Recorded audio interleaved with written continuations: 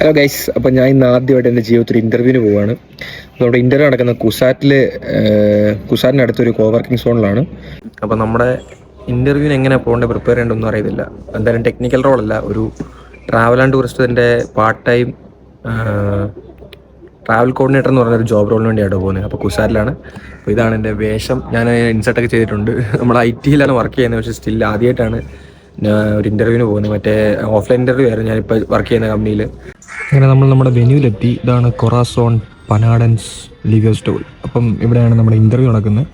ഇവിടെ ഇത്രയും കമ്പനികൾ ഫങ്ഷൻ ചെയ്യുന്നുണ്ടെന്നാണ് എൻ്റെ ഒരു നിഗമനം.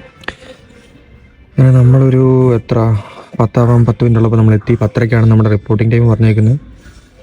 അപ്പോൾ നമുക്ക് വെയിറ്റ് ചെയ്യാം. 40 മിനിറ്റ് കൂടെ വെയിറ്റ് ചെയ്യാറുണ്ട്. അപ്പം 10:30-ക്ക് നമുക്ക് തുടങ്ങുമെന്ന് നോക്കാം. Let's go. അങ്ങനെ നമ്മൾ നമ്മുടെ ഇൻ്റർവ്യൂ നടക്കുന്ന സ്പോട്ടിലെത്തിയിരിക്കുകയാണ്. സമയം ഇനി അരമണിക്കൂറുണ്ട് റിപ്പോർട്ടിംഗ് ടൈം ആവാൻ വേണ്ടി. അപ്പോഴേക്കൊരു 10-15 പേര് ഓൾറെഡി വന്നു കഴിഞ്ഞു. 10 മിനിറ്റ് കഴിഞ്ഞപ്പോൾ വീണ്ടും ആൾ കൂടി കേട്ടോ.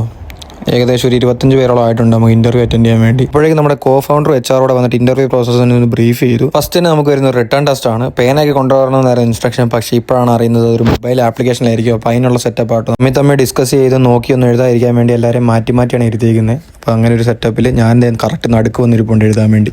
ടെസ്റ്റ് കഴിഞ്ഞു. ഇതാണ് സ്കോർ കാർഡ്. അപ്പോൾ 79.37% കൊണ്ട് ഞാൻ വിജയിച്ചിരിക്കുകയാണ്. അങ്ങനെ എല്ലാവരും റിട്ടേൺ ടെസ്റ്റ് കഴിഞ്ഞു. 70% താഴെ പോയി ഫെയിൽ ആയെങ്കിൽ പോലും അടുത്ത റൗണ്ടിലേക്ക് സെലക്ട് ആയവരുണ്ട്.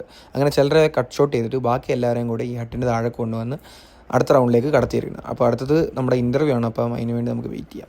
ഈ ഇൻ്റർവ്യൂവിന് വേണ്ടി മാത്രം സ്പെഷ്യലായിട്ട് സെറ്റ് ചെയ്തൊരു റെസ്യൂം ആട്ടോ ഇത്. അതും ട്രാവൽ കോർഡിനേറ്റർ റോളിന് വേണ്ടി. നൈസ്. അങ്ങനെ റിട്ടേൺ ടെസ്റ്റ് പാസ്സായി. നമുക്ക് ഇൻ്റർവ്യൂവിന് പോകാം.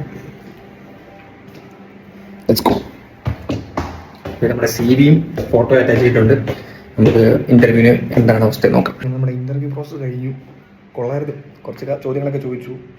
ചോദ്യങ്ങളുടെ ഡീറ്റെയിൽസ് ഒക്കെ ഞാൻ പിന്നെ പറയാം. അങ്ങനെ ഇൻ്റർവ്യൂ കഴിഞ്ഞവരെല്ലാം നമ്മൾ രാവിലെ വന്നിരുന്ന സ്പോട്ടിലേക്ക് ഇരിക്കാൻ വേണ്ടി HR പറഞ്ഞു.